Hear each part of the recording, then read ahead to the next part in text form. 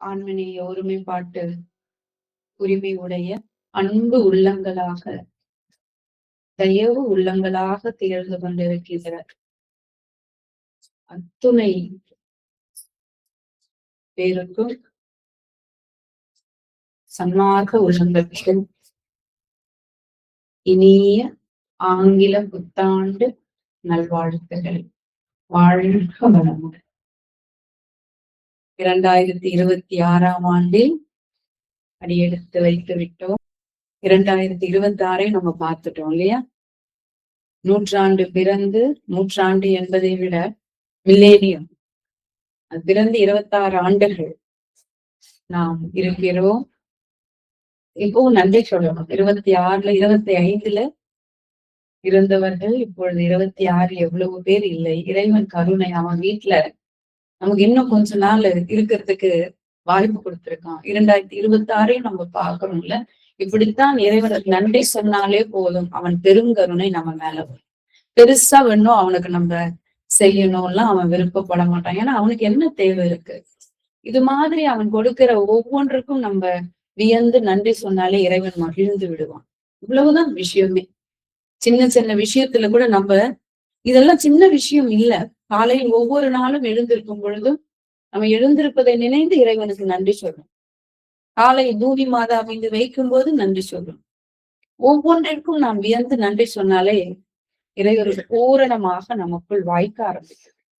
அப்படி 2026ல் நாம் எல்லோரும் இப்பொழுது இந்த பூ உலகில் கொண்டாடி கொண்டிருக்கிறோம். அதுவும் எப்படி ஒவ்வொருத்தரும் ஆர்ப்பாட்டமாக, ஆடம்பரமாக, வேறு எப்படியோ இன்னைக்கு என்ன புலால் சாப்பிட்டிருப்பாங்க, இல்ல நிறைய ஸ்வீட்ஸ் சாப்பிட்டிருப்பாங்க, இல்ல வேற பார்ட்டி. ஏன்னா ஜனவரி 1னாலே நிறைய தவறுகள், நிறைய ஆக்சிடென்ட்ஸ்லாம் கூட ஆகும்னு சொல்லுவாங்க. இப்ப பாத்தீங்கன்னா வெளிநாடுகள்லாம் கூட நிறைய தீ விபத்து ஏற்பட்டு இருக்கிறது. பேப்பர்ல நியூஸ்ல பார்த்திருப்பீங்கன்னு நினைக்கிறேன். நிறைய மேடைகள் இடிந்து விழுந்துடும். அவங்க ஆடுற ஆட்டத்துக்கு அந்த செயற்கையாக டெம்பரரியா மேடை போட்டு அதுல ஆக்சிடென்ட்ஸ் ஆகும்.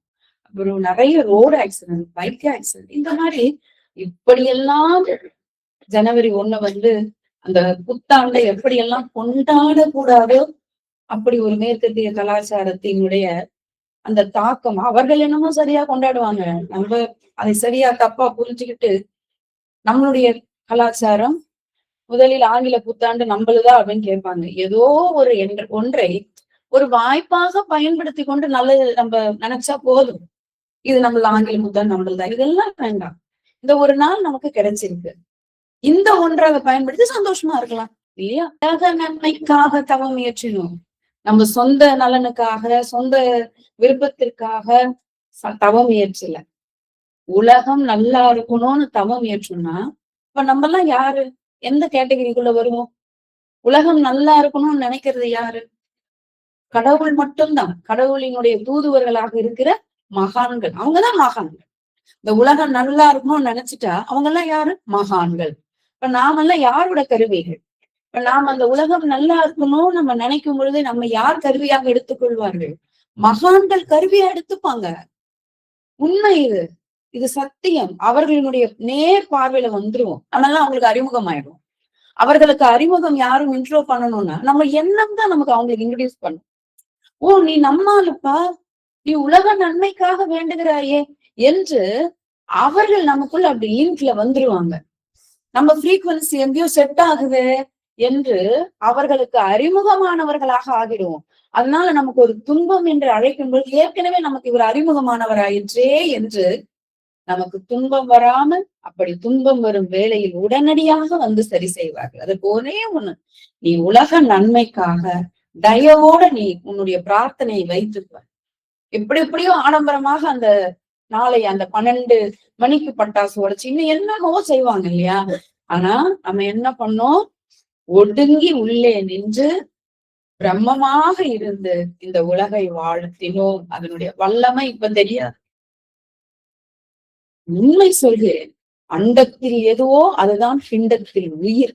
இறைவன் அண்டத்தில் கடவுள் என்றால் அதுதான் பிண்டத்தில் உயிர். நீங்க உள்ளே ஒடுங்க ஒடுங்க ஒடுங்க அண்டம் என்னவோ பிண்டம் அதுதான். இப்ப அண்டத்தை நீங்க ஒடுக்குவீங்க. எப்பொழுது உங்கள் மனம் உங்கள் சொல் பேச்சை கேட்கிறதோ, ஒடுங்கு உள்ளே செல் என்று சொல்கிறதோ, அப்ப அண்டமும் உங்களுக்கு அடங்கிடும். அந்த சராசரமும் உங்களுக்கு அடங்கும்.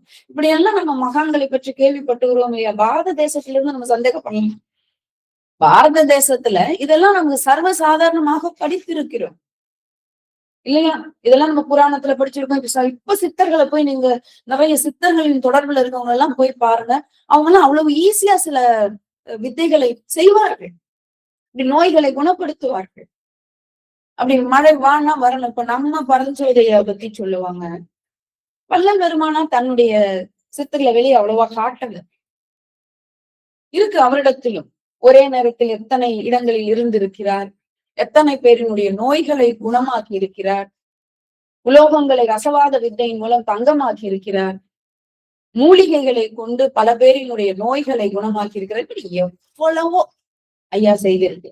அதெல்லாம் எப்படி அவர்களுக்கு வாய்த்தது? நம்புறவங்க சித்தர்கள் எப்படி தன்னை உள்ளே ஒடுக்கினார்கள். உள்ள அப்படி ஒடுங்கும் பொழுது அவர்களுக்கு அண்டமெல்லாம் ஒடுங்கும், பஞ்சபூதங்கள் அவர்களுக்கு அடங்கும்.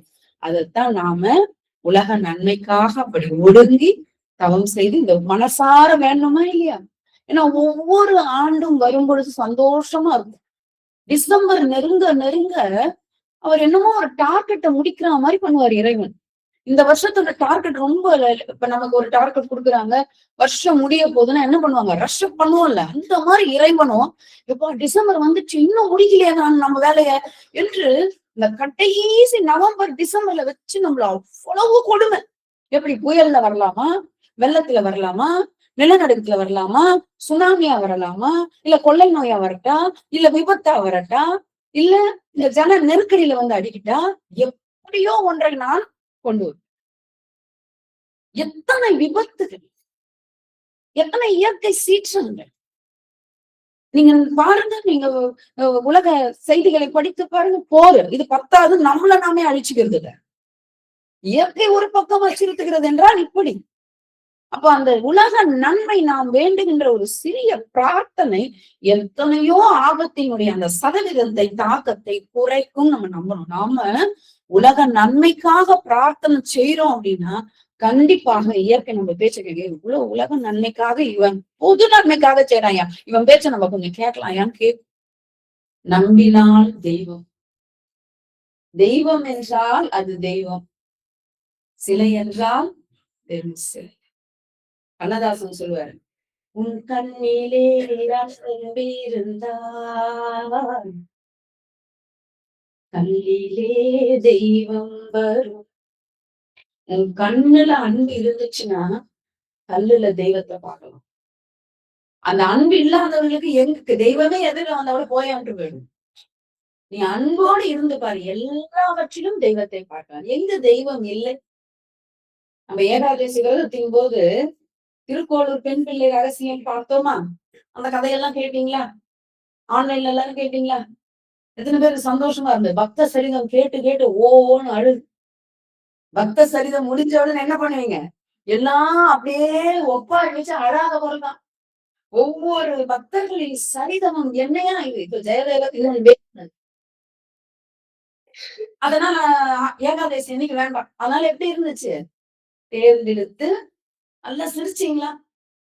எத்தனை பேர் நல்லா சிரிச்சீங்க? திருக்கோளூர் பெண் பிள்ளை ரகசியம் மகிழ்ச்சியாக சிரித்தீர்களா? கிருஷ்ணனினுடைய லீலை கேட்டு சிரித்தீர்களா? ஒவ்வொரு பக்தர்களினுடைய லீலைகளை கேட்டு சிரித்தீர்களா? இல்லையா? அப்ப அந்த அளவுக்கு அவங்க ஒவ்வொருத்தரும் அந்த எப்படி பக்தியை மூழ்கி திளைத்தார்கள், எப்படி தங்கள் வாழ்க்கையை அமைத்து கொண்டார்கள் அப்படின்னு. அப்ப இறைவனோடு ஒன்று இருத்தல் தான் இன்பம். நம்ம அன்பா இருக்கிறது தான் எங்க விஷயம். நம்ம என்ன பண்ணணும்? ஒரே நோக்கம், அன்பா இருக்கணும். இறைவனின் கைக்கருவியாக நாம் இருக்க வேண்டும். சரி, இப்ப ஜனவரி இந்த 1ஆம் தேதி நாம எல்லாம் ஒரு பெரிய கருவியாக இருந்து தவம் இயற்றி இறைவனினுடைய கருவிகளாக இருந்ததற்கு இறைவனுக்கு நம்ம நன்றி சொல்றோம். இந்த ஒவ்வொரு நாளும் நிறைய நம்ம வகுப்புகள் எடுத்துட்டு இருக்கோம். இப்ப எதுக்கு இங்க கூடி இருக்கிறோம்? எதுக்கு இங்க நம்ம எல்லாரும் கூடி இருக்கிறோம்? இது என்ன? இதற்கு பேர் என்ன? சத்சங்கம். சத்சங்கம்னா என்ன? சாதுக்களின் சங்கமம். அப்ப நம்ம எல்லாம் யாரு? சாதுக்கள். சாதுக்கள்னா யாரு? சாதுவா இருக்கவங்களா? சத்தியம் பேசுபவர்கள், சாதனையில் இருப்பவர்கள், சாதகத்தில் இருப்பவர்கள், சாதிக்க நினைப்பவர்கள், இவர்கள் தான் சாதுக்கள். சாதிக்க நினைப்பவர்கள் சாதுக்கள். எதை சாதிக்க நினைப்பவர்கள்? இந்த பிறவியின் நோக்கத்தை, அந்த நிறைவேற்றத்தை சாதிக்க நினைப்பவர்கள். வேற ஒண்ணும் அவர்கள் எண்ணத்தில் இருக்காது. எத்தனை பேருக்கு நம்ம ஏன் பிறந்தோம்? எப்போ எல்லா சொற்களும் இதுதான் என் கேள்வி. நான் யார் கூட அப்புறமா இந்த ஒரு கேள்விதான் எனக்குள்ள இவ்வளவு மாற்றத்தை ஏற்படுச்சு. எப்ப பாருதோம் எதுக்கு பிறந்தோம்? சில சமயம் கோபமா வரும். ஏன்னா இந்த உலக வாழ்க்கை அவ்வளவு ஒரு நம்மள அச்சுறுத்துது இல்ல. சொல்லுவாங்க நமக்கு உடம்பு நோய்க்கு கூட மருந்து இருக்குமா? அது கூட கொஞ்சம் சரி பண்ணிடலாம். இந்த மன நோய்னு ஒண்ணு இருக்கு பாருங்க. மன வலி நோய் கூட சொல்லக்கூடாது. மன வலி. வலி வேற நோய் வேற. மன வலி எத்தனை வலிகளை அனுபவிக்குது. எல்லாரும் நான் சந்தோஷமா இருக்கேன் அப்படின்றவங்க ரொம்ப குறைவுதான். எப்படிப்பட்டவர்களா இருந்தாலும் ஒரு வழி. நான் நான் பார்த்து வியந்த பெரிய பெரிய மகான்கள் கூட அவர்களுடைய வாழ்க்கையில வழியை அனுபவிச்சு ராமகிருஷ்ணர்ல இருந்து, சாரதா தேவியில இருந்து, மகாத்மா காந்தியில இருந்து, சுவாமி விவேகானந்தர்ல இருந்து, அப்துல் கலாம்ல இருந்து, நீங்கள் எத்தனை வியந்து பார்த்து நமக்கு மோட்டிவேஷனாக இருந்தவர்கள் கூட ஒரு சில காலகட்டங்கள் அப்படியே உடஞ்சு போயிடும். விவேகானந்தர்லாம் அவருடைய கடிதங்கள் கடைசி கால கடிதங்களை எடுத்து படித்து பாருங்கள். அதாவது கடைசிக்கு கொஞ்சம் பிட்வீன் பீரியட் அவ்வளவு நொந்து போய் எழுதியிருப்பாரு. ஏன்னா பாரத தேசத்தவர்கள் அவரை அவ்வளவு காயப்படுத்தினார். அவ்வளவு நொந்து போயிருக்காரு. மகாத்மா காந்தி நொந்து போயிருக்காரு. கடைசி அவர் நான் ஒரு துப்பாக்கிக்கு முந்தின நாள் துளைக்கப்பட்டு சாகணும்னு முதல் நாள் சொல்றாரு. என்னுடைய ரத்தத்தினால நான் இந்த பாரத தேசத்தை கழுவணும். எப்படி இவ்வளவு ஒரு ஆக்ரோஷம் இவங்களுக்குள்ள வந்தது? அப்ப அதெல்லாம் அவர்கள் ரொம்ப வருத்தப்பட்டிருக்காங்க. அவர்களே அவ்வளவு பெரிய ஆளுங்களுக்கே வருத்தம் இருக்குன்னா, சாதாரண மனுஷன் நான் வருத்தமே படலன்னு யாரும் சொல்ல முடியாது. நம்மள 1000 தேர்களை எடுத்து கொட்ட விட்டா கூட அவ்வளவு வலி இருக்காதுங்க. இந்த மன வலின்னு இருக்கு பாருங்க. எங்கேயோ ஒரு வலியை இறைவன் கொடுத்துருவாங்கல்ல. எந்த வகையிலாவது நம்ம எல்லாம் நினைப்போம். நான்லாம் எதுக்கும் அசர மாட்டேன். ஆனா எங்கேயோ ஒரு பலவீனத்தை இறைவன் நமக்கு வச்சுதான் இருக்கும். அவனுக்கு பிடிக்கணும்ன்றதுக்காக அந்த வலிகளை கொடுப்பான். அவனுக்கு உரியவர்களுக்கு நல்ல வார்த்தையை பிடிங்க. சில சமயம் நல்லா ஆராயுங்க அன்பு உள்ளங்களே. நமக்கு சில பேரை நம்ம ஏக்கமா பார்ப்போம். எப்படி கஷ்டமே இல்லாம இருப்பாங்க. பணம் வரவு இருக்கும். அவங்க வீட்டுல ஒரு பிரச்சனை இருக்காது. எதுவுமே நம்ம என்ன நினைப்போம்? என்ன இது இப்ப நல்ல பாவம் பண்றாங்கன்னு நமக்கு தெரியும். ஒருத்தருக்கு ஒரு ஒரு 10 பைசா கொடுத்தது கிடையாது. ஒருத்தர் ஒரு வாய் சாப்பாடு வாங்கி கொடுத்தது கிடையாது. இப்படி இருக்காங்க. நல்லா இருக்காங்களேன்னு தோணும். நீங்க நினைக்கிறீங்களா அது அனுகூலம் என்று? எத்தனை பேர் அப்படி நினைக்கிறீங்க? இல்ல. கடவுள் தண்ணி தெளிச்சு விட்டான். நீ சந்தோஷமா இருடா. ஏன்? நீ என்ன நினைக்கவே மாட்ட பாத்தியா? என்ன நினைச்சிட்டா நான் உனக்கு உதவி பண்ணணும். இதுதான் உண்மை. இறைவன் அவனை யார் உருகி நினைக்கிறாங்களோ அவன் உதவி செஞ்சாகணும். இது அவனுடைய கடமை. சந்தோஷமா இருக்கும். நீ ஏதோ கதை சொல்றேன்னு நினைக்காதீங்க அன்பு உள்ளங்களே. இது ஒரு அனுபவ உண்மை. அவங்க கடவுளை நினைக்க வேண்டிய வாய்ப்பே கிடையாது. உலகத்திலேயே பெரிய வரம் கடவுளை நினைக்கிறது. நம்ம கடவுளையே நினைச்சிட்டு இருப்போம். அடியார்கள் பக்த சரிதம் கேக்குறீங்க. ஏக்கமா இருக்கா இல்லையா நமக்கு? அம்பானிய பார்த்து நீ ஏங்கன்னு தோணுது? பக்த ராமதாசர் அவர் அவ்வளவு கொடுமை அனுபவிச்சாரு. இருந்தாலும் கடைசியில எப்படி அப்படியே ஒரு மகிழ்ச்சி வெள்ளத்துல ஆழ்த்தினார். மீராபாய் எல்லாருடைய நிறைவும் எப்படி இருக்கு? கஷ்டம்தான். ஆனா அந்த கஷ்டத்துல நீங்க ராமதாசரினுடைய சரிதத்தை படித்து வரும்போது இனிமையா இருக்கும். அவருக்கு அந்த உப்பு கலந்த ரொட்டியை கொடுக்கும்போது பல நாள் அவருக்கு கொடுமை. ஆனாலும் எப்படி பண்ணாரு? கோதண்ட ராமா శ్రీరామ దశరథ రామ ఎంతో రుచిరా ఎంతో ருச்சி ఎంతో ருச்சி ఎంతో ருச்சிரான்னு அவர் பாட்டு ஒரு போதையில இருந்தார். அந்த இறை போதை எல்லா துன்பத்துக்கும் அப்படியே தீர்வா இருக்கு. அதனால நாம என்ன நினைக்கிறோம்? அவரையே இவ்வளவு சோதிச்சாங்க. அவரையே இவ்வளவு சோதிச்சாங்க.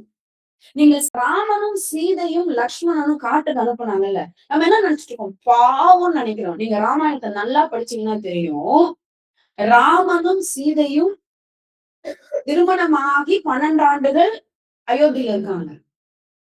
12 ஆண்டுகள் கழித்துதான் அவங்க வனவாசம் போறாங்க. அது வரைக்கும் அரண்மனையில தான் இருக்காங்க. திருமணம் முடிந்து 12 ஆண்டுகள் அவங்க அயோத்தியில இருப்பாங்க. மகிழ்ச்சியா வாழ்ந்தாங்க.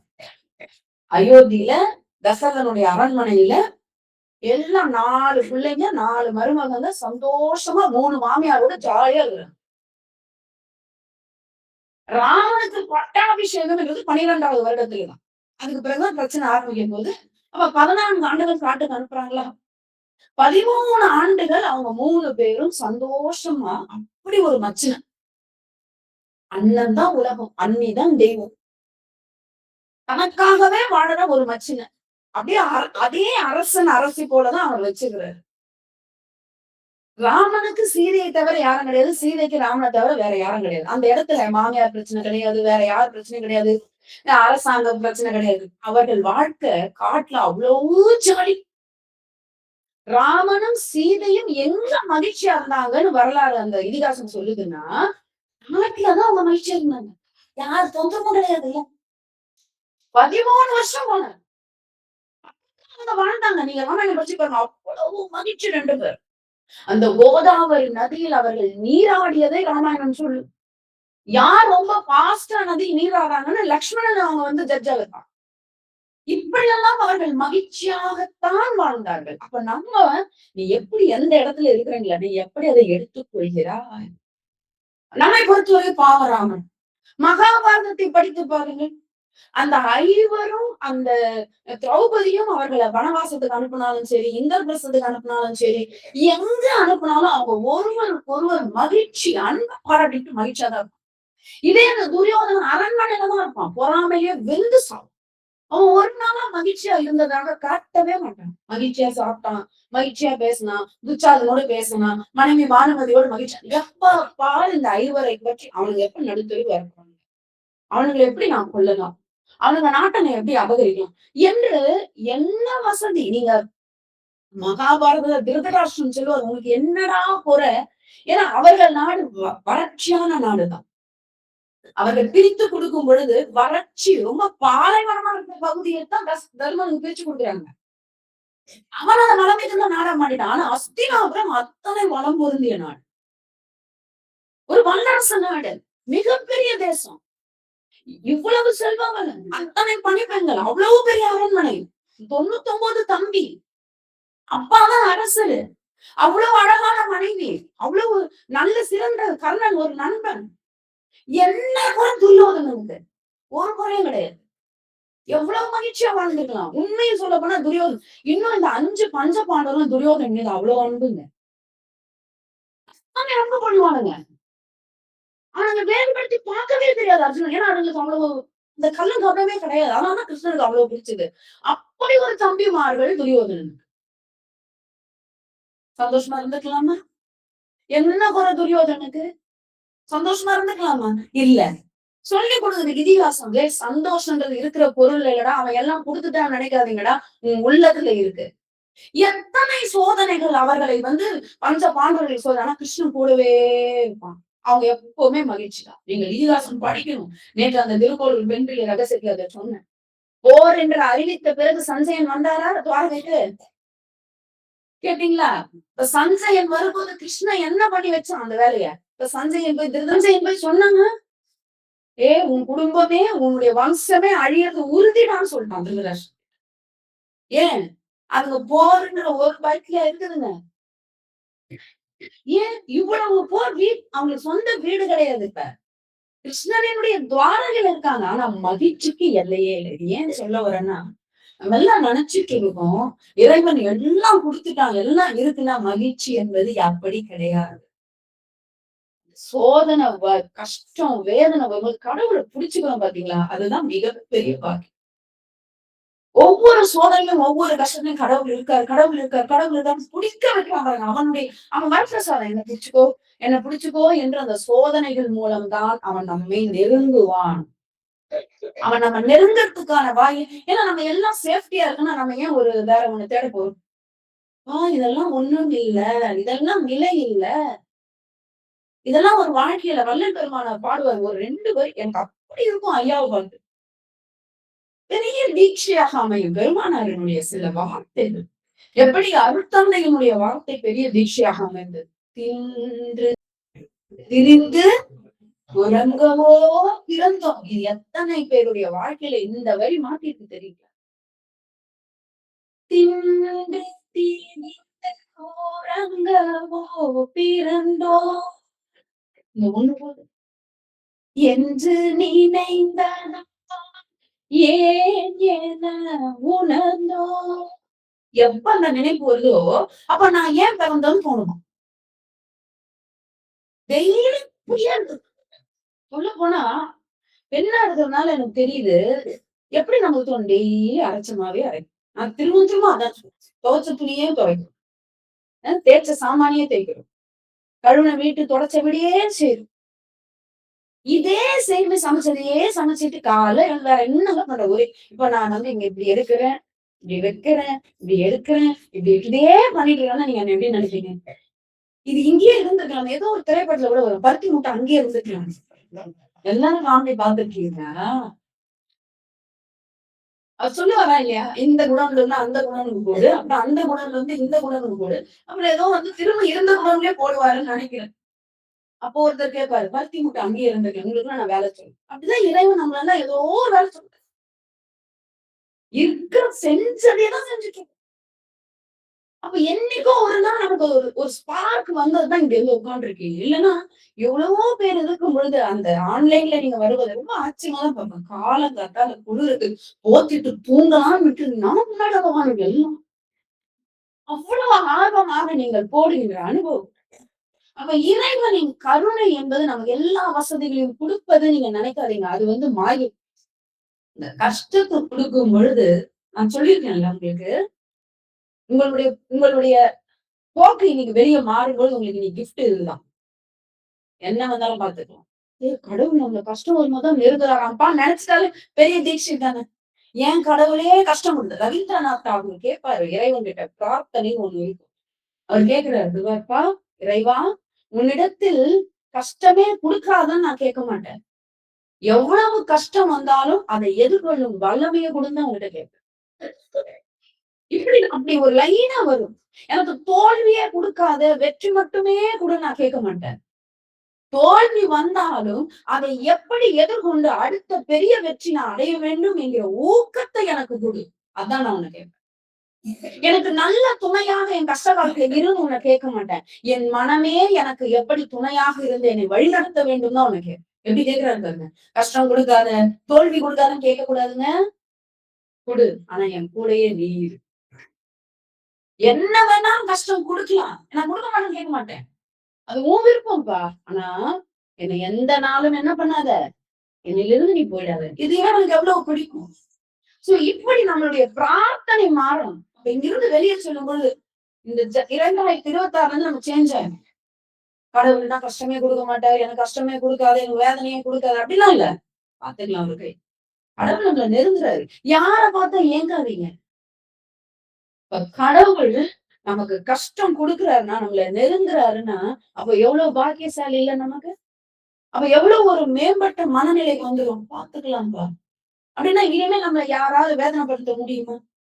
யாராவது துன்பப்படுத்த நம்மள துன்பப்படுத்துறாங்கன்னா அவங்கள பார்த்து பரிதாபப்படுங்கள். இன்னிலிருந்து மாறிடுங்க. ஒருவர் நம்மள இழிவா பாக்குறாங்க. அவங்கள பரிதாபப்படுங்க. ஏன்னா ஒரு சக மனுஷனை ஏளனமா ஒரு இழிவா பேசுறான்னா அவனுடைய மனம் எவ்வளவு தாழ்ச்சியா இருக்கு. அவன் சொல்றதுக்கெல்லாம் நீங்க யோசிச்சு அழுதீங்கன்னா அப்ப நீங்க நான் அவ்வளவு வீக்கா. ஒருவர் இலக்காரமாக ஒருமையில ஒருத்தர் உங்களை பேசுறாரு. பெரியவங்க மரியாதை கொடுக்கல. ஒரு சின்ன பையன் பேசுறாங்க. பார்த்து அவன் பேசுறான்.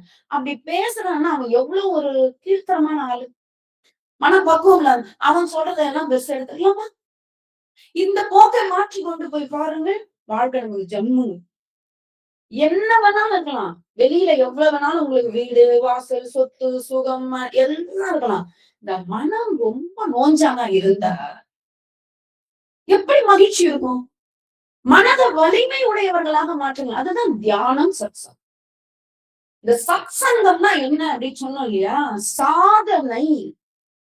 நீ வந்த பிறவி நோக்கம் என்ன? எனக்கு தோணும்.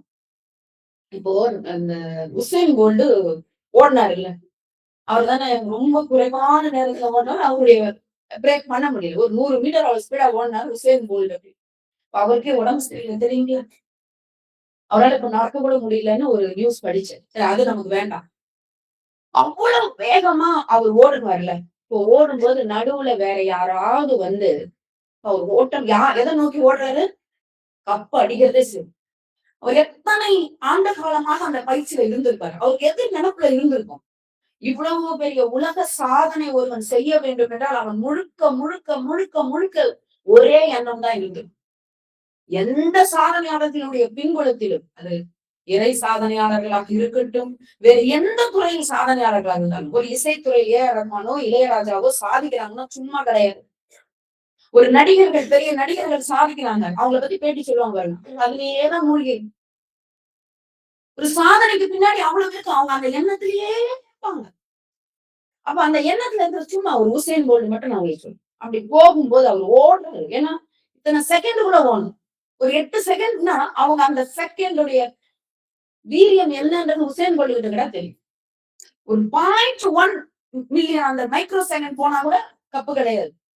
ஒலிம்பிக்ல தங்க பதக்கம் கிடையாது. அப்ப அவர் ஓடும்போது சுத்தி எதாவது பாப்பாரு. இவன் என்ன பார்க்க கூடாது அவங்க. சுத்தி என்ன நடக்குதுன்னு பார்க்க கூடாது. அப்படித்தான் எனக்கு தோணும்.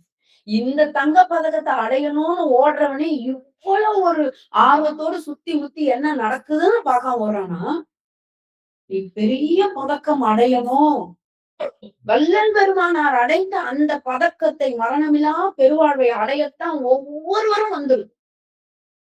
இந்த ஒவ்வொரு ஆன்மாவும் எதுக்கு வந்துருது? வள்ளல் பெருமானார் மட்டும் தானா? விவேகானந்தர் மட்டும் தானா? ராமகிருஷ்ணன் மட்டும் தானா? இவ்வளவு பேர் தானே? ஒவ்வொருத்தரும் அதுக்குதான் வந்திருக்கீங்க. அதுதான் பெருமானார் ஐயோ வாரின்னு அழைக்கிறாரு. அதனாலதான் கேட்கிறாரு, என் மார்க்கம் எச்சுகம் ஏதுனும் வாழ்க்கைன்னு கேட்பார்.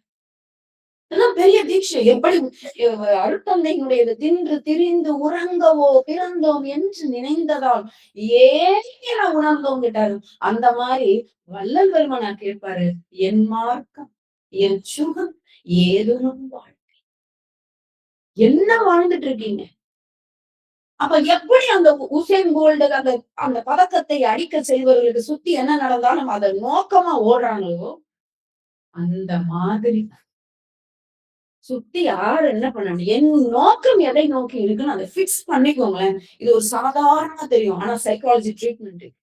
உங்களுக்கு யாரு என்ன கஷ்டம் வந்தாலும் இது ஒண்ணு நினைச்சுக்கோங்க. நான் பெருசா அடிக்க வந்திருக்கேன். நான் பெருசா சாதிக்க வந்திருக்கேன்பா. இதெல்லாம் என் காதல எல்லாம் போட்டுட்டு இருந்தா நான் எப்படி சாதிக்க முடியும்? யார் என்ன சொன்னா என்ன? நான் சரியே இவங்க இப்படி சொல்றாங்களே, அவங்க இப்படி சொல்றாங்களே, இவங்க இப்படி பண்றாங்கன்னா, நம்ம இதையே ஊருக்கே வாழ்ந்து இளைத்தேன் இறைவான்னு சொல்லுவாரு ஒரு மகான். இந்த ஊர் என்ன சொல்லும்? உலகம் என்ன சொல்லும்? இப்படியே வாழ்ந்துட்டு நான் போயிடுறேனே எப்பா. நம்மளுக்கு 99 கஷ்டம் யாரை பத்தி சொல்லுங்க? ஊரை பத்தி தான் கஷ்டம். உண்மைதானே? நம்ம தோல்வி நம்ம நல்லா பாருங்க சைக்காலஜி. திடீர்னு அப்படியே ரோட்ல டக்குன்னு விழுந்துடும். விழுந்தவன எழுந்துருவோம். எழுந்து என்ன பார்ப்போம்? யாரும் அப்படின்னா பிரச்சனை இல்ல. நம்ம விழுந்ததை யாராவது பார்த்துட்டாங்கன்னா நமக்கு ஓ பார்த்துட்டாங்களே. அப்ப நம்ம தோல்விதான் நமக்கு பிரச்சனை கிடையாது. குழந்தைங்க எக்ஸாம் எழுதிட்டு வந்து மார்க் சொல்ற வரைக்கும் நமக்கு மார்க்க வந்து யார்கிட்ட எப்படி சொல்றது? கேட்கவுங்களே சித்தி கேட்பாங்களே. அவன் பையனும் எக்ஸாம் எழுதியிருக்கானே, என் தங்க பையன் எழுதியிருக்கானே, அவன் வந்து மார்க்க சொல்லுவானே, என் புள்ள இதுதான் எனக்கு கவலை. அது படிக்குதா பெரிய ஆளாவதுன்றது இல்ல. 4 பேர் வந்து கேட்பாங்கன்னா நீ எந்த மூஞ்ச வச்சுன்னு சொல்றது? இதுதானே பிரச்சனை. சொல்லுங்க. அதை எதிர்கொள்ளும். யார் கேட்கட்டும்? நம்ம விழும்போது வாழ்ந்தாலும் ஏசும், தாழ்ந்தாலும் ஏசும். வையகம் இதுதானடா. யாருக்கும் நம்ம ஒண்ணும் பதில் சொல்ல. எவ்வளவு நேரம் நம்மளை பத்தி பேசுவோம். இதை எதிர்கொள்ளும் தைரியம் இருக்கணும். நிறைய பேருக்கு இதனாலதாங்க. நிறைய பேர் சொல்லுவாங்க. கல்யாணத்துக்கு வரதட்சணை வாங்காதீங்கன்னு நான் சொல்லுவேன். இல்ல எப்படி இப்படின்னு கேட்பாங்க. ஏன் கேட்கட்டும்? இது இது நீ தைரியமா சொல்லு. நான் என் பிள்ளைய வாங்க மாட்டேன். அது அவங்களுக்கும் பரப்பு. அவங்க நமக்கே ஆசை. இப்ப அவர்கள் கேட்பாங்க, இவங்க கேட்பாங்க. நாளைக்கு என்ன நான் பதில் சொல்றேன்? யார பத்தியும் கவலைப்படாதீங்க. நம்ம சரியான பாதையில போகணும். உலகத்தோட ஒழுகணும் தான். ஆனா இவங்க என்ன சொல்லுவாங்க, அவங்க என்ன சொல்லுவாங்க, இதெல்லாம் இங்க இருந்து கிடையாது. ஒவ்வொரு குணநலன்கள் துன்பம் வந்தா எதிர்கொள்ளுங்க. இறைவன் நம்ம நெருங்குறான். எனக்கு கடவுள் பார்த்து அவன் பார்த்துப்பான். அடுத்தது யார் என்ன சொன்னாலும் எது நடந்தாலும் இவங்க இப்படி அவங்க இப்படி இது என்ன அப்படி எல்லாம் கவலைப்படாது. இன்னொன்னு யாரையும் குற்றம் பேச நீங்க முதல்ல எடுத்து நமக்கு பேசினா நமக்கு பிடிக்குதா? இந்த வாய் தான் ரொம்ப பெரிய விஷயம். நான் கதை சொல்லியிருந்தேன்னா இல்லையா? எத்தனை பேருக்கு அந்த கதை தெரியும்? இந்த வாயாலதான் பாவம் திரும்ப அந்த கதை சொல்லாமா? ஏன் இங்க இருந்து வெளியே போகும்போது ஜாதக வெளியும் நம்ம இதெல்லாம் செய்யறோன்றதை விட இதெல்லாம் எல்லாம் நான் செய்ய போகிறேன் நல்லா தெரியும். தைரியம் எழுதும். இது செய்ய போறேன் செய்ய போறேன் செய்ய போறேன் செய்ய போறேன் செய்ய போறேன் அதெல்லாம் கூட இதெல்லாம் செய்யாத.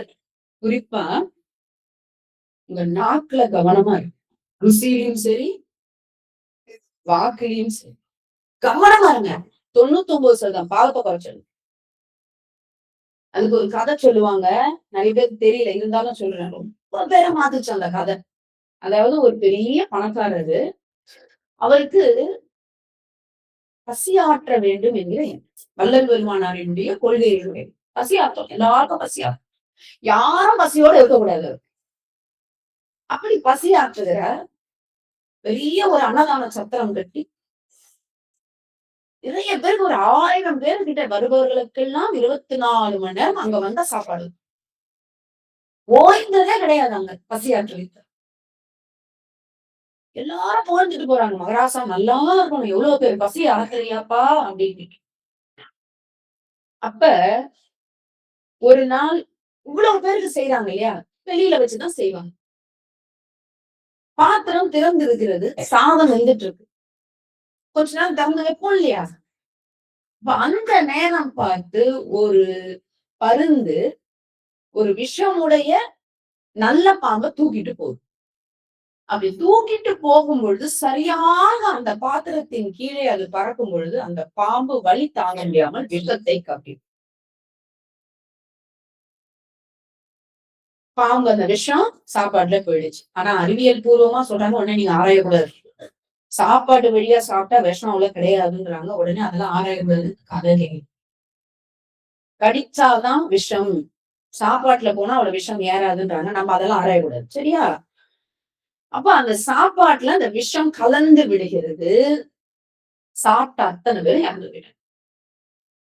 இறந்து மேல போயிட்டாங்க. இது ஒரு பாவச் செயல் தானே, பாவம் தானே. இவ்வளவு பேர் மரணத்துக்கு இந்த அன்னதானம் தான் காரணம் ஆயிடுச்சு. இப்ப அந்த பாவ கணக்கை எழுதணும் இல்ல. இப்ப நம்ம வரவு செலவு கணக்கு மாதிரி உடனே கணக்கு முடியணும். சித்திரகுப்தன் என்ன பண்றாரு? யார்கிட்ட கேட்கணும்? யமதர்மன் கிட்ட. யமதர்மன் சொல்றாரு, யார் கணக்குல எழுதுறதுன்னே தெரியலையே. சரி, நான் போய் இப்ப உங்களுக்கு டிஸ்கஷன் பண்றாங்க. முதல்ல அன்னதானம் பண்ணவர் மேலதானே எழுத முடியும். ஃபர்ஸ்ட் குற்றவாளி அவர் தானே. அப்போ யமதர்மன் தர்மராஜா அவர் சொல்றாரு, ஏன் ஒருத்தன் நல்ல மனுஷன் எவனோ ஒருத்தன் பூலோகத்துல சோறு போறான், அவனையும் பாவம்னு சொல்லி போட்டுருந்தேன். எவனும் நல்லது பண்ணவே வரமாட்டான். அப்ப என்ன பண்றது? அவருக்கு என்ன தெரியுமா? சாப்பாடு போடணும் தான் அவன் நினைச்சான். அந்த இடத்துல இந்த பருந்து பறந்தது நாகம் வச்சுன்னா அதை என்ன பண்ண முடியும்? அவனே சொல்றான். சரி, இப்ப 2வது யார குற்றவாளி? சமைச்சவன் இருக்கான் பாருங்க. கொஞ்சம் மூடில சமைச்சிருக்கணும்ப்பா. சாதம் கொஞ்சம் வேகும் போது திறந்து வச்சுதான் வேக வைக்கும். இவ்வளவு பேருக்கு சமைக்கும் பொழுது மேல திறந்து வெளியில தான் சமைக்க முடியும். அப்ப அவன் என்ன சமையல்காரன் தெரிஞ்சதா? தெரிஞ்சவன் பண்ணான். சூழல்பா, அவன் மேலே கேஸ் எழுத முடியும். சரி, 3வது இந்த பருந்து மேல எழுதி. பருந்து தானே தூக்கி போச்சு. யோ, பருந்து என்னைய பண்ணா? அது மேல பறந்தது, கீழே சாப்பாடு செஞ்சுருக்காங்க. அதுக்கு தெரியுமா? பருந்து எழுது. சரி, 4வது யார் மேல எழுதலாம்? விஷப்பாம்பு. அந்த நாகத்தான் கொள்வோம். அதுதான் காரணம். அதுக்கு என்ன தெரியும்? அது வலி தாங்க முடியல. அது அந்த நேரத்துல விஷத்தை கத்துச்சு. அங்க சாப்பாடு செஞ்சுட்டு இருக்காங்கன்னு அதுக்கு என்ன தெரியுமா? அப்ப அது மேல எழுத முடியாது. யமதர்மனுக்கு குழப்பம் ஆயிடுச்சு. அப்ப இத்தனை பேர், ஒரு 100 பேர் வச்சு 100 பேர் இறந்தவர் கணக்க நான் எப்படி கடவுள் கிட்ட சப்மிட் பண்றேன்? கடவுள் என்ன இன்னைக்கு கேட்பாரு? கணக்கு வழக்கு இன்னைக்கு நான் கொடுக்கணுமே. யமதர்மராஜா, 100 பேர் வந்திருக்காங்களே, இந்த பாவ கணக்கு எப்படிடா? இயற்கை மரணமா, செயற்கை மரணமா, விபத்தா, இல்ல விஷத்தினாலே ஏதாவது சொல்லணும்ல நானு. சரி, கடவுள்கிட்டே போய் கேட்கலாம். கடவுள் சொன்னாரு, உங்களுக்கு என்ன கணக்கு தானே வேணும்? சிறிது பொருள், நான் யாருன்னு கணக்கு கொடுக்குறேன். இவங்க 4 பேர் கிடையாது. இல்ல, நான் கணக்கு கொடுக்குறேன். இரு, நீ கொஞ்சம் பொறு தர்மா. ஒரு 10, 15 நாள் ஆச்சு. ராஜா அந்த பெரிய பணக்காரர் அங்க இருந்து வெளிய வர முடியல. ஏன்னா, எவ்வளவு கஷ்டமா இருக்கும் இல்லையா? நம்ம சாப்பாடு சாப்பிட்டு இவ்வளவு பேர் இறந்தாங்களேன்னு அந்த வலியில இருந்து அவரால மீள முடியல. ஆனாலும் அன்னதானம் நடக்குது. அப்படியே ஒரு 20 நாளுக்கு அப்புறம் அந்த ராஜா அப்படியே கொஞ்சம் ரிக்வயர்மென்ட் நல்லா கொஞ்சம் ரெக்கவரி ஆகி, அவர் என்ன பண்றாரு? சாப்பாடு நடக்குது. நல்ல சாப்பாடு நடந்துட்டு இருக்கும் பொழுது, திரும்பவும் பழையபடி அந்த ராஜா கொஞ்சம் அப்படியே சமாதானம் ஆயிட்டு வராரு. அந்த ஊர் வழியா ஒரு 20 சாதுக்கள் வராங்க. அவங்க வெளிய எங்கேயும் சாப்பிட மாட்டாங்க. இந்த மாரி எங்கெல்லாம் அன்னதானம் நடைபெறுகிறதோ அங்கதான் சாப்பிடுவாங்க. அவங்க ஒரு வார காலமாக அப்படியே பசியும் பண்ணி வராங்க. எங்கேயும் அன்னதானம் நடக்கல அங்க. அப்படி பசியா வராங்க. வேற எங்கேயும் சாப்பிடாதவங்கலாம் இருப்பாங்க. வெறும் அன்னதானம் இந்த மாரி ஒரு ஒரு தெய்வீக சம்பந்தப்பட்ட இடத்துல தான் சாப்பிடுறவங்களா இருப்பாங்க. அப்படி அந்த சாதுக்கள் வருகிறார்கள். அவர்களுக்கு ஒரு பசியில சொல்றாங்க, இந்த இடத்துல அன்னதானம் நடக்குதுப்பா. உங்களுக்கு உயிர் வந்தது போல இருக்கு. அப்பா போய் சாப்பிடலாம். அப்படின்னு வழி கேட்டுக்கிட்டே வராங்க. வந்தா கரெக்ட்டா அந்த இடத்துக்கு வந்தாச்சு. அந்த தெருவுக்கு வந்தாச்சு. ஆனா எங்க நடக்குதுன்னு தெரியல. இப்ப வழியில அந்த ஒரு வீட்டு வாசல்ல ஒரு வயசான பாட்டி கால நீட்டின்னு உட்காந்துருக்கு. பாட்டிகிட்ட வந்து கேக்குறாங்க. பாட்டி இங்க ஏதோ அன்னதானம் நடக்குதுன்னு சொல்றாங்க. கேள்விப்பட்டோம். நாங்க 1 வார காலமா சாப்பிடல. அதனால ரொம்ப பசியோட இருக்கோம். உடனடியா வழிகாட்டுங்க. அப்படியாப்பா? ஒண்ணும் இல்ல. இதோ பாரு அந்த கொடி பறக்குது பாரு. இந்த பாரு மக்கள் கூட்டம் வந்துன்னு போய் அந்த பந்தல்லாம் இருக்குல்ல. பந்தல் போட்டாரு ராஜா. இந்த பந்தல்லாம் இருக்குல்ல. இதோ மக்கள் வந்துன்னு போயின்னு இருக்காங்க பாரு. அங்கதான் சாப்பாடு போடுறாங்க. போய் சாப்பிடுங்க. போங்க, போங்க. அவங்களுக்கு ஒரே சந்தோஷம். பாட்டி ரொம்ப சந்தோஷம். ஆனா என்ன போனவங்க என் உயிரோட வர்றது கொஞ்சம் சந்தேகம் தானே. போனவங்க சாப்பிட்டவங்க உயிரோட வர்றது கொஞ்சம் சந்தேகம் தான். இப்பதான் 1 வாரம் 10 நாள் ஆச்சு. 100 பேர் அவுட்டு. அந்த மாரி கொலைகார பாவிங்க சமைச்சுன்னு இருக்கானுங்க. அதனால போற நீ உயிரோட வர்றது சந்தேகம்னு வச்சு பாருங்க. இறைவன் சொன்னார், எழுத மொத்த கணக்கு அந்த பாட்டிக்கு. இப்ப 100 பேரை கொன்ற பாவம் நீங்க சொன்ன ஒரு வார்த்தையில இருக்குன்னு இந்த பாட்டிக்கு தெரியுமா? ஈஸியா வார்த்தைய விட்டுருச்சுல்ல. இப்ப நம்ம கூட சொல்லுவோம். நான் மனசறிஞ்சு எந்த எறும்புக்கும் பாவம் பண்ணதிலேயே சிக்கன் பீஸ கட்டின்னு சாப்பிடுவேன்.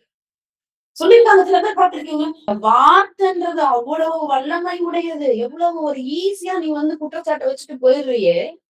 சொல்றது என் வாயின்னு சொல்லுவாங்க. கேட்கறது அவங்க காது மனசாட்சி எவ்வளவு வலிக்கும்.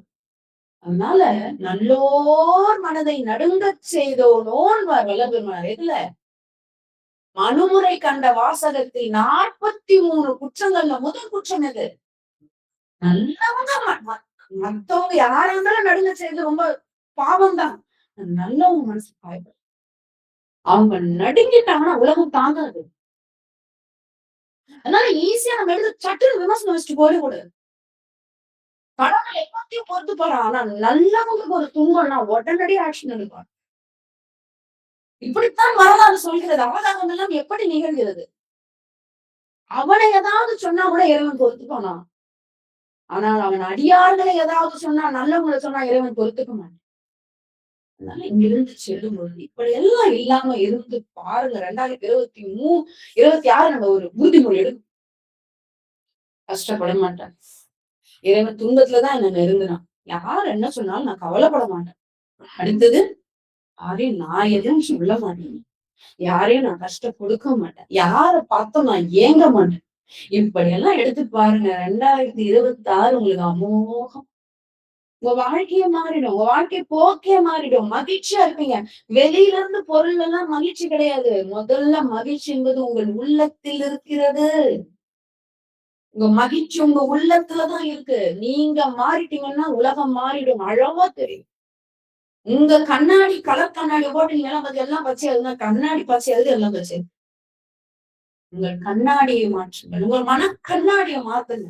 உலகம் ரொம்ப அழகா. இறைவன் ரொம்ப கருணையானவர். அவர் எது செய்தாலும் நல்லது.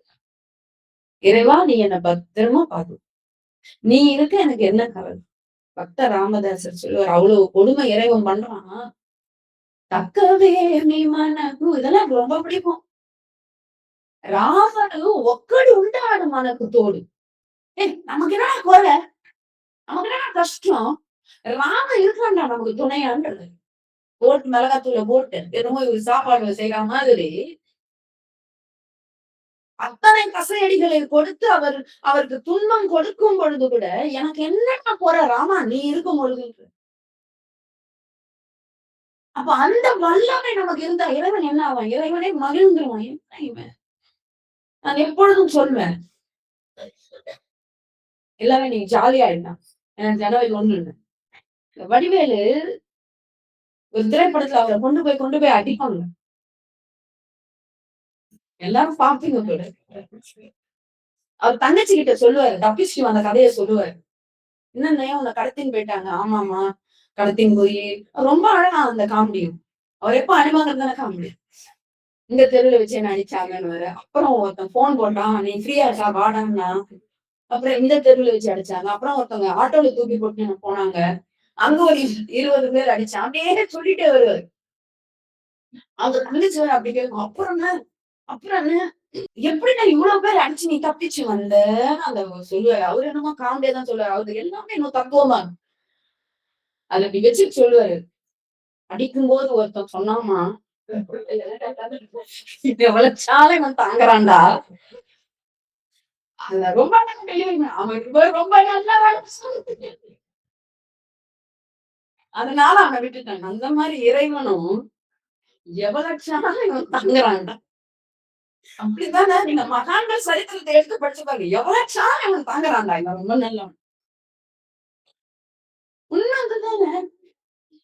இறைவன் அதனால நம்ம சரி நான் எதிர்த்து நிக்கணும். நீங்க ஈஸியா சொல்லிடலாம். சரி எதிர்த்து நின்னா இறைவனை ஒண்ணும் பண்ண முடியாது. இயற்கை என்ற பேராட்டக்காரனுக்கு நாம் எல்லாம் எடுத்தாடும் காய்கள் பெயர்த்து வைப்பான், இடமாற்றி வைப்பான், பீத்தி எறிவான். என்ன வேணாலும் பண்ணுவான். பின்பு அருள் புரிவான்.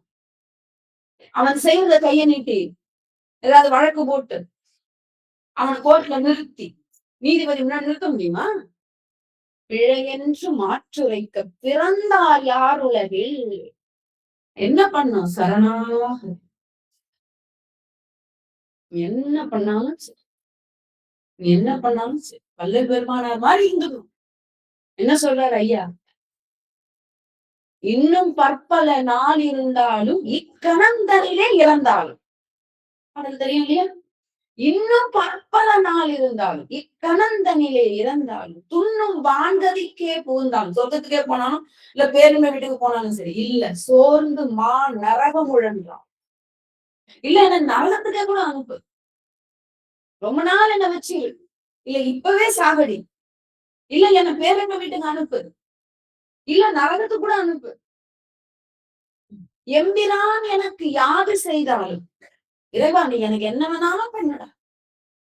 இன்னமேலும் எனக்கு எது வந்தாலும் இப்ப வந்ததுல இன்னும் வேற நல்லது வருதோ கெட்டது வருதோ எது வேணாலும் வரட்டும். நன்னர் நெஞ்சகத்து நாடி நின்றோங்கும் நமச்சிவாயத்தை நான் மறவேனே. அப்பா நான் உன்னை மறக்க மாட்டேயா. நீ என்ன பண்ணாலும் சரி. இந்த பக்தியத்தான் கடவுளை எதிர்பார்க்க. ஒரு சின்ன கஷ்டம் வந்தா கடவுளை மாத்தும், மந்திரத்தை மாத்தும், கோயிலை மாத்தும், விரதத்தை மாத்தும், இல்ல கடவுளே இல்லைன்னு. யாருக்கு நஷ்டம்? அதனால் கடவுள் இருக்கிறார். சோதனைகளை கொடுப்பார். அக்குப்ரெஷர் ட்ரீட்மெண்ட்னு ஒண்ணு இருக்கு. நோய்கள் வந்தா அவங்க மாத்திரை போடக்கூடாதுன்னு கொஞ்சம் பொறுத்துக்கோங்க. அப்படி நீங்க மாத்திரை போட்டீங்கன்னா மருந்து எடுத்துட்டீங்கன்னா தற்காலிகமாக அது கொஞ்சம் அமைதியா இருக்கும். ஆனாலும் உள்ள அது தூங்கிட்டுதான் இருக்கும். அந்த கழிவை நீங்க வெளியேற்ற வரைக்கும் உங்களுக்கு உள்ள நோய் இருக்கு. அதனால கொஞ்சம் பொறுத்துக்கோங்க. கழிவு ஜுரமாகவோ அந்த வெப்பமாகவோ வியர்வையாகவோ அல்லது வாந்தியாகவோ அல்லது உங்களுக்கு ஜலம் வழியாகவோ மலம் வழியா ஏதோ ஒரு வழியா வந்துடட்டும் விட்டுங்க. சளி வந்தா அதுக்கு மருந்து போட்டு கட்டுப்படுத்தாதீங்க. அது கழிவு வெளியேற்றும். ஒரு உடல்ல கட்டி வந்து அந்த சீழும் ரத்தமா வெளியே வந்துட்டும். நீங்க அதை வச்சீங்கன்னா அதுக்கு மருந்து கொடுத்தீங்கன்னா அது உள்ள தேக்கம் அடைஞ்சு இன்னும் அதிகமாகி ஒரு நாள் வெளிப்படுது இல்ல மரணமாக போயிடும். ஃப்ரீயா விடுங்க. இது அவர்களுடைய ட்ரீட்மெண்ட். அது போலத்தான் இறைவன் நம்ம கர்மான்ற நோயோட வந்திருக்கோம். கொஞ்சம் பொறுத்துக்கிட்டோம்னா குப்பை கிளியர் ஆயிடும். குப்பைய கிளியர் பண்றோம். எத்தனை ஒரு 2 நாள் 3 நாள் குப்பையை அப்படியே போட்டு வச்சுங்க. காய்கறி குப்பையோ ஒரு ட்ரையே வெட்டுன்னு இருக்கு. அதை கிளீன் பண்ண என்ன கப்பு வருது. இது யுகம் யுகமா ஜென்ம ஜென்மமா சேர்த்து வச்ச ஒரு கர்மா குப்பையாச்சு. குரு வந்த பிறகு கிளியரன்ஸ் நடக்கும். நிறைய பேர் அதுதான் குரு விட்டு ஓடிடுவோம். என்ன சொல்றாங்க, இந்த சத்சங்கம்லாம் வந்த பிறகுதான்ப்பா ஒரே கஷ்டம். வேலை போச்சு எனக்கு, சம்பளம் குறைச்சு, ஐயோ சத்சங்கம் போகாதீங்க, அப்பா கிளியரன்ஸ் நடக்குது, கொஞ்சம் பார்த்துக்கோ, அதுக்கப்புறம் உங்களுக்கு வாழ்க்கை ஜம்முன்னு கிளியரான வீடு சுத்தமாயிடையா. அதுக்கப்புறம் உங்களுக்கு இருக்கிற மகிழ்ச்சி அவ்வளவு நல்லா இருக்கும்.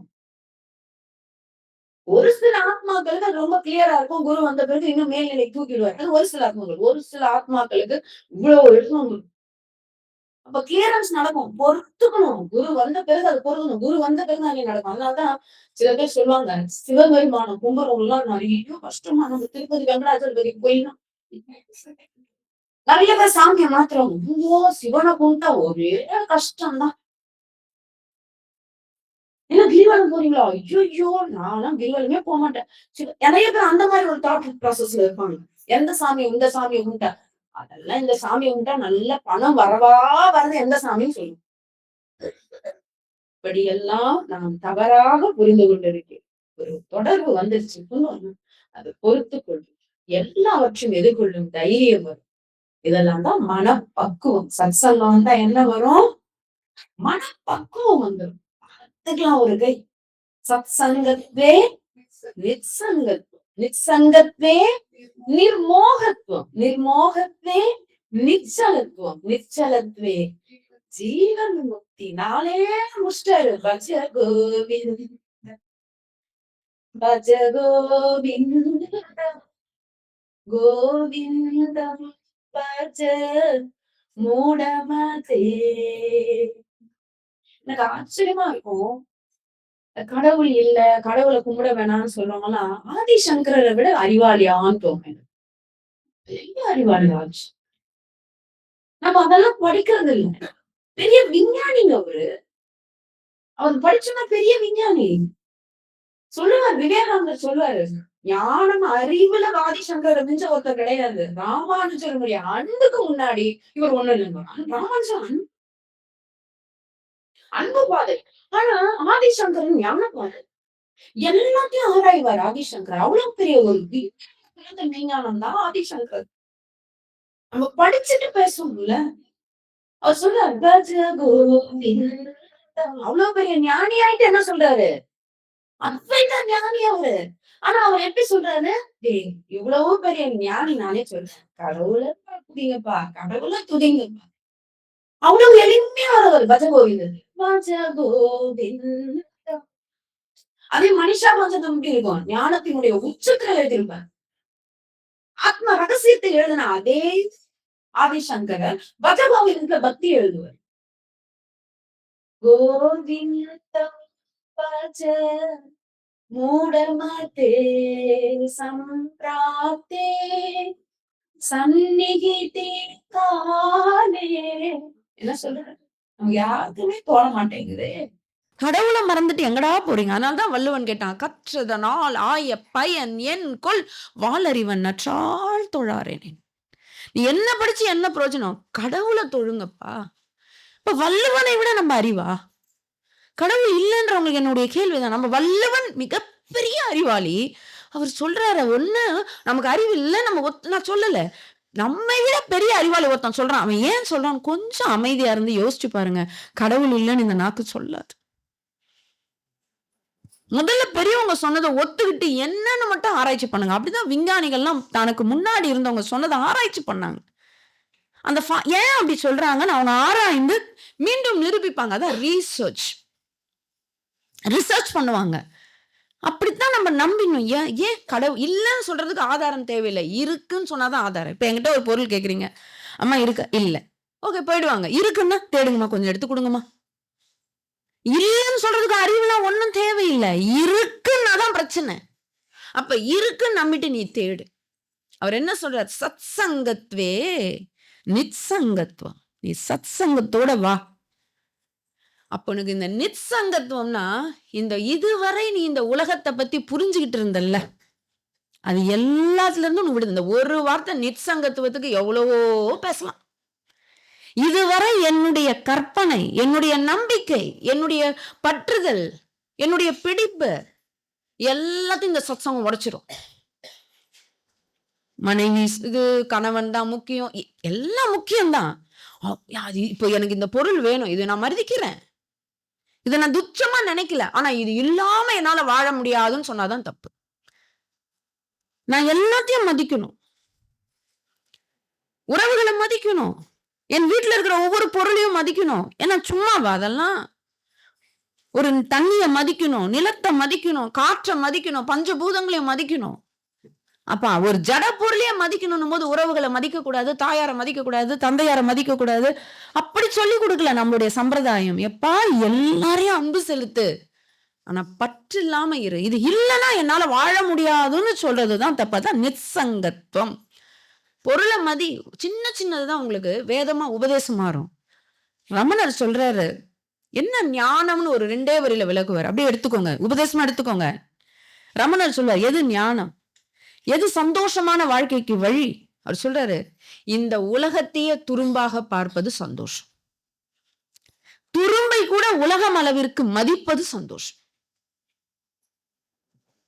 இந்த உலகமே துரும்புடா ஞானிக்கு, துரும்பு கூட உலக அளவுக்கு மதிப்பாங்க, அவங்க எல்லாத்தையும் மதிப்பாங்க. பார்த்திருக்கீங்களா?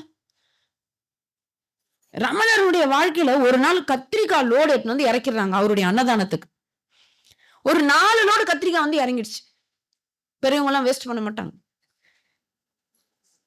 கத்திரிக்காய் வச்சு என்னென்ன பண்ணலாம் ரமணர் சொல்லி கொடுக்குறாரு, மெனு போடுறாரு. கத்திரிக்காய் குழம்பு வை, கத்திரிக்காய் சாம்பார் வை, கத்திரிக்காய் கூட்டு வை, கத்திரிக்காய் பொரியல் வை, கத்திரிக்காய் தொக்கு வை, ஒவ்வொன்னும் சொல்லி கத்திரிக்காவுடைய காம்பு மட்டும் 4 மூட்டை இருந்துதான். அரிஞ்சு போட்டு காம்பு, அது சொன்னாரா ரமணர், தூக்கி போடாதே. அதை வச்சு ஒரு கூட்டு பண்ணாரா ரமணர். ரமணர் வாழ்க்கையில நடந்ததை நான் சொல்றேன். காம்பு மட்டும் என்ன, அதை அரிஞ்சு போட்டு பச்சை பருப்பு போட்டு கூட்டு வச்சு அதை ஒரு நாள் முடிச்சாராம் அன்னதானத்துக்கு. ஏன் அவர்கள்லாம் உலகமே ஒரு துரும்பா சேர்ந்த கத்திரிக்காய் காம்பு என்ன, எதையும் வீணடிக்க மாட்டாங்க. ஒரு பருக்கையை கூட அவர்கள் பிரமாதமாக பார்ப்பார்கள். ஏன் கடவுள், இது புரிதல் ரொம்ப கஷ்டம். அவங்க பணத்தை துச்சமா தான் பார்ப்பாங்க, ஆனா பணத்தை பெருசாவும் மதிப்பாங்க. ஏன், இது எத்தனை பேரோட பசிய போக்குது, எத்தனை பேருக்கு நன்மை விளையுது, அது பின்னாடி போயிடவும் மாட்டாங்க. இப்படி இதெல்லாம் அந்த நிச்சங்கத்துவ புரிஞ்சிருங்க. சத் சங்கம் வந்தா இதெல்லாம் புரிஞ்சிச்சுன்னா அதுக்கு பிறகு என்ன, இன்னொன்னு என்ன நடந்தா என்ன, எங்க இருந்தா என்ன, போயா மகிழ்ச்சி என் கையில இருக்கு. சத் சங்கத்வே நிச்சங்கத்துவம், நிச்சங்கத்வே நிர்மோகத்துவம். அந்த உலக பந்தங்கள்ல இருந்து அப்படி ஒரு விடுதலை கிடைச்சதுன்னா எல்லா ஆசைகளும் விட்டு போயிடும். நிர்மோகத்துவம். ஆசை இல்லைனாலே நம்ம ஜம்முன்னு இருக்கலாம், கம்பீரமா இருக்கலாம். ஆசை தானே படாத பாடு நம்மளை படுத்துது, நம்மளை இலக்காரமா எல்லாரும் முன்னாடி என்ன எது காட்டு. இப்போ அம்மா கம்பீரமா இருக்கலாம், அப்பா கம்பீரமா இருக்கலாம், எது என் புள்ள என்ன வந்து பார்த்தானா பத்தியா கம்பீரம் போயிடுச்சா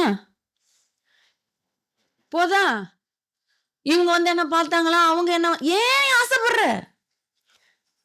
கடைசி வரைக்கும் உயிர் போவாது. பாலை கரைச்சி ஊத்தி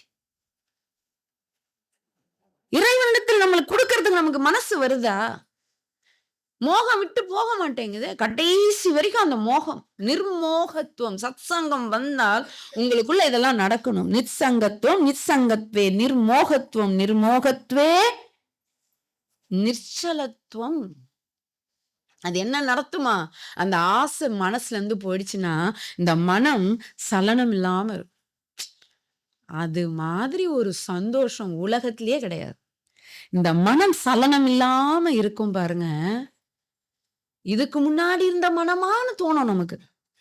இந்த பக்த சரிதம் இதெல்லாம் இப்ப கேட்டுட்டு இருக்கும்போது உங்க மனம் அப்படியே ரக்க கட்டி அப்படியே வானத்துல பறக்கும். இனிமே பாரு 2026 பாரு அப்படின்னு ஒரு உறுதிமொழி இப்ப எடுத்துட்டு இருக்கோம்.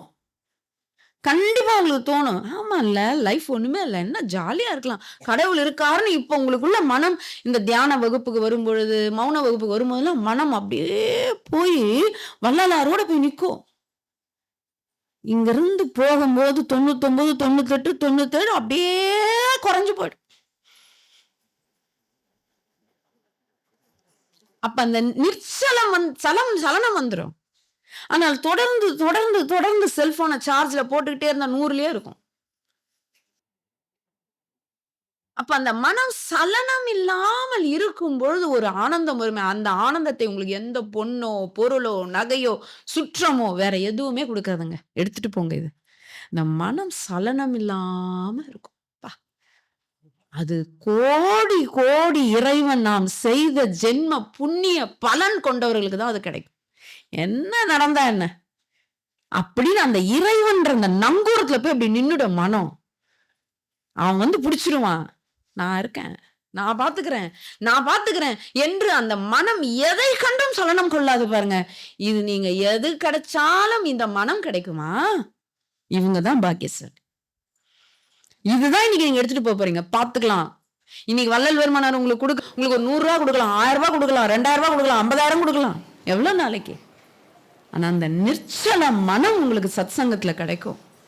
அதுக்கப்புறம் நீங்க வாழ்க்கையை பார்க்கிற பார்வையே மாறிடும். என்ன பெட்டினத்தடிகள் சொல்லுவாரு, அவர் ஒரு அழகா உதாரணம் சொல்லுவாரு.